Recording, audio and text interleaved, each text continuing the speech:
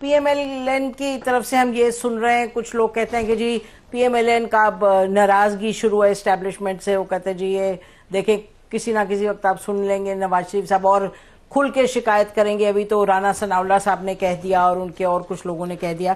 آپ لاہور میں بیٹھے ہیں، بڑے قریب ہیں تمام معاملات کے، آپ کیا کہتے ہیں؟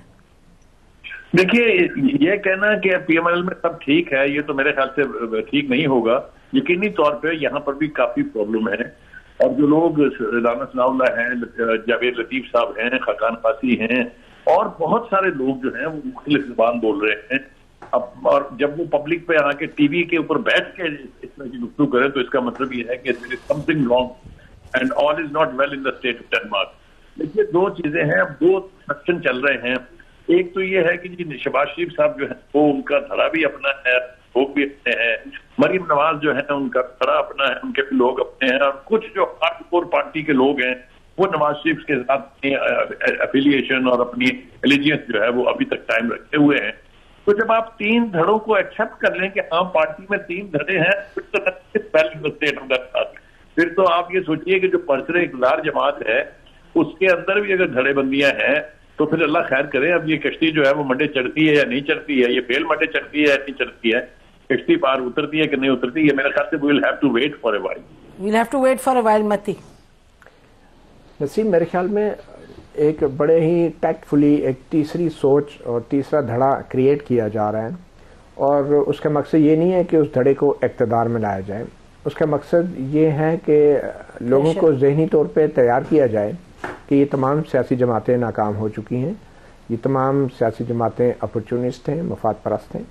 اور اس طرح کی جو میسیجنگ ہے وہ ہم سب سے پہلے تو دیکھ رہے ہیں، جیسے شاہد خاقان عباسی نئی جماعت کا اعلان کر رہے ہیں. زیادہ اہمیت ان کی نئی جماعت کی نہیں ہے، زیادہ اہمیت ان باتوں کی ہے جو وہ نئی جماعت کے بہانے سے لوگوں تک پہنچا رہے ہیں. اور وہ باتیں یہی ہیں کہ نون لیگ ناکام ہوئی ہے، نون لیگ نے اصولوں پر سمجھوتا کیا ہے.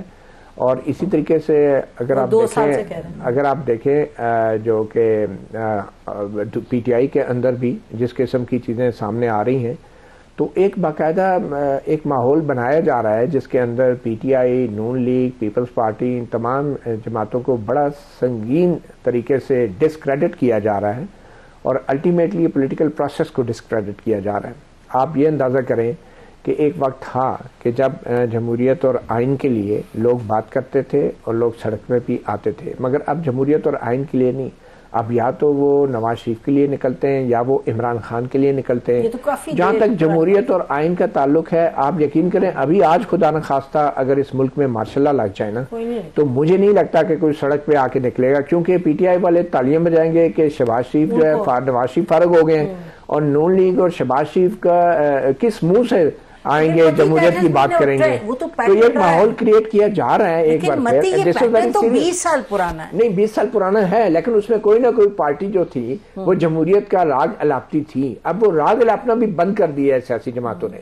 تو اس وقت سچویشن اتنی ڈینجرس ہے کہ اگر نیریٹو یا بیانیے کے پوائنٹ آف ویو سے دیکھا جائے تو عوام ٹوٹلی کنفیوز ہے.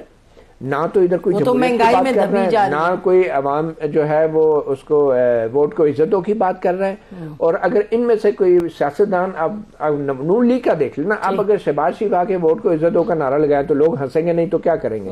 اور اگر آج شہباز شریف کی حکومت کو اسٹیبلشمنٹ ہٹا دیتی ہے اور محسن نقوی کو وزیر اعظم بنا دیتی ہے، جیسے کہ رانا ثناء اللہ صاحب نے اشارہ بھی کیا، تو نون لیگ کس منہ سے کہے گی کہ یہ جمہوریت کے برخلاف ہے؟ ان کے ساتھ کھڑا کون ہوگا؟ مجھے آپ یہ بتائیں. تو اسی طرح پی ٹی آئی والے تعلیم میں جائیں گے، اور پی ٹی آئی والے اگر پھر جمہوریت کی بات کریں گے تو پی ٹی آئی والوں پہ بھی ہنسیں گے کہ یار یہ پی ٹی آئی والے کس منہ. تو یہ بڑی ڈینجرس سچویشن ہے جس میں لوگوں کا اعتبار جو ہے بڑے ہی ایک سٹل طریقے سے جمہوری عمل سے اور سیاستدانوں سے اور سیاسی جماعتوں سے ختم کیا جا رہا ہے. لیکن یہ بہت سیاستدانوں کا بھی تو رول ہے سر.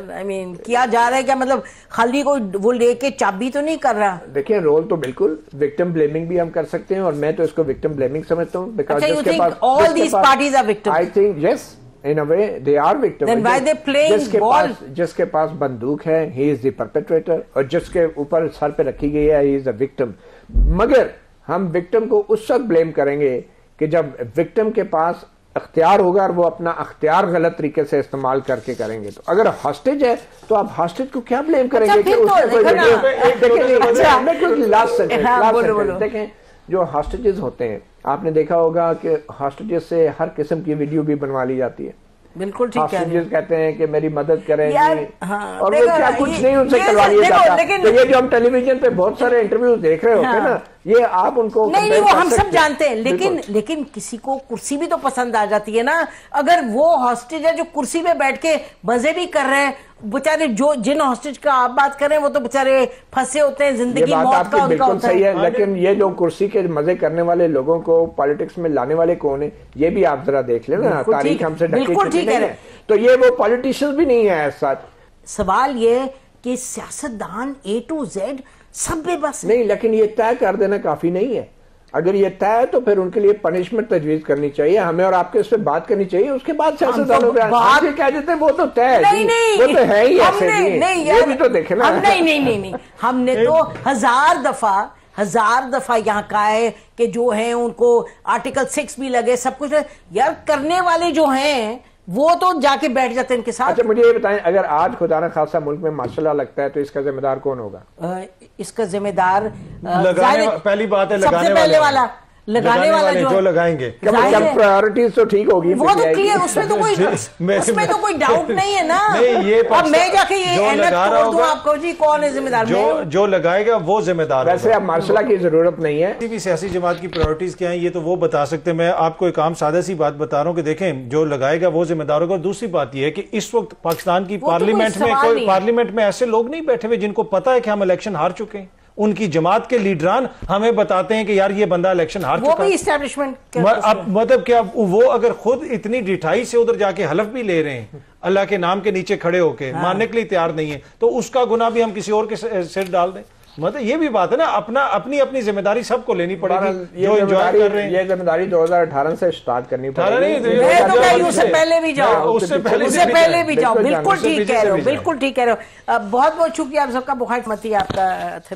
YouTube پر گوگلی نیوز دیکھنے کے لیے youtube.com کی سرچ بار میں googly news T V type کریں. گوگلی نیوز کے پیج پر سرخ رنگ کے سبسکرپشن والے بٹن پر کلک کرنا نہ بھولیے. YouTube پیج پر اپلوڈ ہونے والی ویڈیوز سے باخبر رہنے کے لیے بیل آئیکن پر کلک کیجیے. آپ کو ہر نئی ویڈیو کے بارے میں نوٹیفیکیشن موصول ہو جائے گا.